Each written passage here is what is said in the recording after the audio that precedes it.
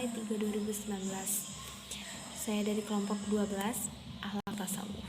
Saya akan menjelaskan sedikit tentang materi makalah saya yang berjudul Internalisasi Akhlak Tasawuf dalam Dunia Pendidikan di Sekolah sebagai Paradigma Baru Pendidikan. Baiklah, di sini saya akan menjelaskan dulu. Yang pertama itu pengertian tasawuf. Pengertian tasawuf dalam buku Akhlak Tasawuf yang ditulis oleh Ahmad Bangun Nasution dan Rayani Hanum Siregar itu dijelaskan bahwa tasawuf adalah kesadaran murni yang mengarahkan jiwa secara benar dan menjauh dari sifat keduniawian dengan tujuan untuk mendekatkan diri kepada Allah Subhanahu wa Ta'ala. Selanjutnya saya akan menjelaskan tentang pengertian hakikat.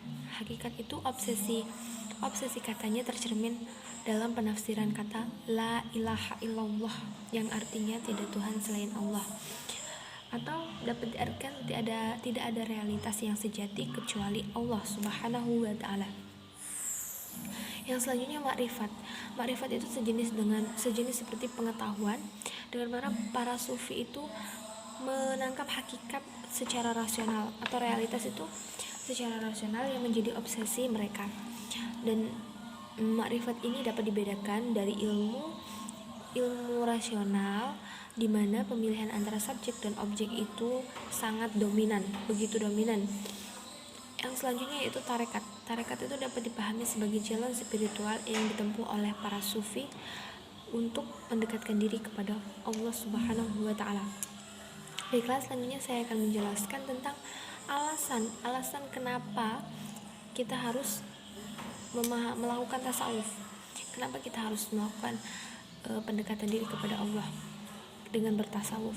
Baiklah, di sini dalam buku Tasawuf Kontemporer yang ditulis oleh Muhammad Idris Jauhari tertulis bahwa ada beberapa alasannya, yaitu yang pertama, karena tasawuf itu bisa mempercepat jalinan antara manusia dengan Tuhannya, jalinan antara manusia dengan Allah Subhanahu wa Ta'ala. Hal ini dijelaskan dalam surat Al-Baqarah ayat 165. Jadi ada jalinan antara manusia dan juga Allah dengan cara spiritual.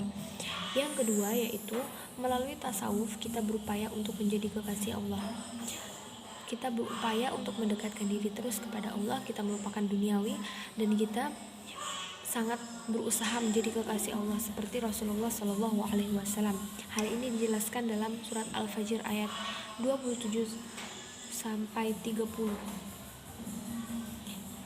Yang selanjutnya yaitu karena tasawuf selain dapat menetapkan tauhid dan memperhalus akhlak, juga memurnikan ibadah kita dengan amal soleh.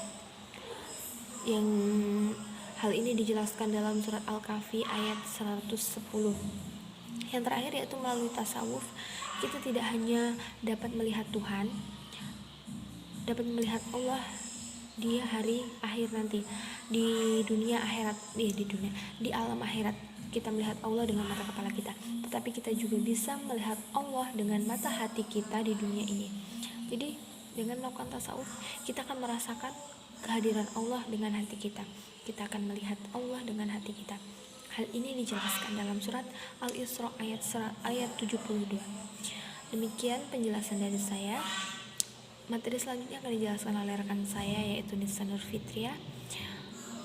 Saya mohon maaf apabila ada kata-kata yang salah, dan kepada Allah saya mohon ampun. Semoga apa yang saya jelaskan, apa yang saya sampaikan dapat bermanfaat untuk kita semua. Terima kasih, saya akhiri. Billahi taufiq wal hidayah. Wassalamualaikum warahmatullahi wabarakatuh.